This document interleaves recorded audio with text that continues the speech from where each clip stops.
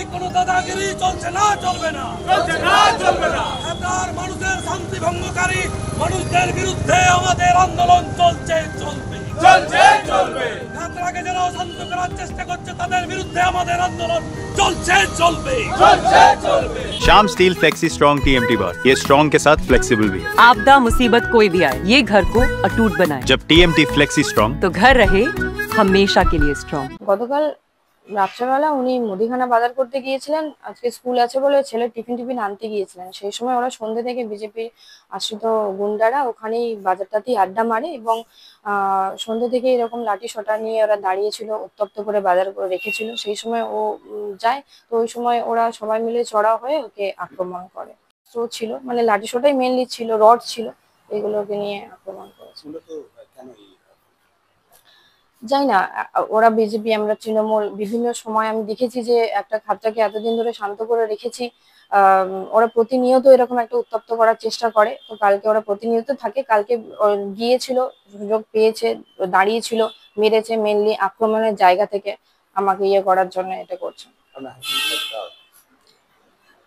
হাতে লেগেছে, হাতটা ফ্র্যাকচার হয়ে গেছে মনে হয়, এক্সরে করাবো, আর পিঠে লেগেছে।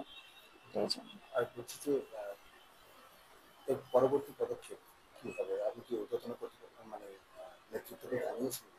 হ্যাঁ, ঊর্ধ্বতন নেতৃত্ব কর্তৃপক্ষকে আমি বিষয়টা জানিয়েছি, ওনাদের মতো ব্যবস্থা নেব এবং পুলিশকেও জানানো হয়েছে। পুলিশ ইতিমধ্যে অ্যাকশন নিয়েছে এবং পুলিশ যথেষ্ট সহযোগিতা করছে, ওনারা ওনাদের মতো অ্যাকশন নিয়েছে।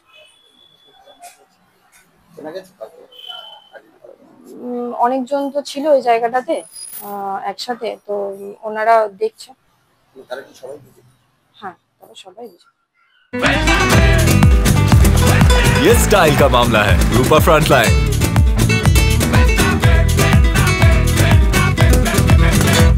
এর সঙ্গে ভারতীয় জনতা পার্টির কোনো কার্যকর্তা যুক্ত নয়। আমরা কিছুদিন আগেই দেখলাম পাম্পের মোড়ে, আর তৃণমূলকে মারছে, তারা নিজেরাই মারধর করছে। গতকালকে রাত্রিবেলায় আমরা দেখতে পেলাম যে আচমকা খাতড়া বাজারে র্যাব নামলো, আর সেখানে তৃণমূলের অনেক গুন্ডা বাহিনী তারা লাঠি সোটা নিয়ে তারা ঘুরতে শুরু করেছে। রাত্রির অন্ধকারে কে বা কাকে মেরেছে সেটা কে বলবে? র্যাপও লাঠি চালিয়েছে, র্যাপের দ্বারা আঘাত হয়েছে, তার কোনো মানে নেই। ভারতীয় জনতা পার্টির কোনো কার্যকর্তা এর সঙ্গে যুক্ত নয়। ভারতীয় জনতা পার্টির কার্যকর্তারা এই ধরনের কার্যকলাপ চালায়নি। একটি ভিডিও দিয়ে দাবি করা হচ্ছে যে বিজেপির লোকজন লাঠি সোটা নিয়ে দাঁড়িয়ে রয়েছে, জমায়েত করে রয়েছে। ভারতীয় জনতা পার্টির কার্যকর্তারা ফ্ল্যাগ ছাড়া রাস্তায় নামে না। ভারতীয় জনতা পার্টি শৃঙ্খলা পরায়ণ দল, ভারতীয় জনতা পার্টি কৃষ্টি আদর্শ সঙ্গে যুক্ত। ভারতীয় জনতা পার্টির কার্যকর্তারা এই ধরনের কার্যক্রম কোনো করেনি। তাহলে মারধর কারা করলো কি? সম্পূর্ণ মিথ্যা কথা, এটা রটানো হচ্ছে।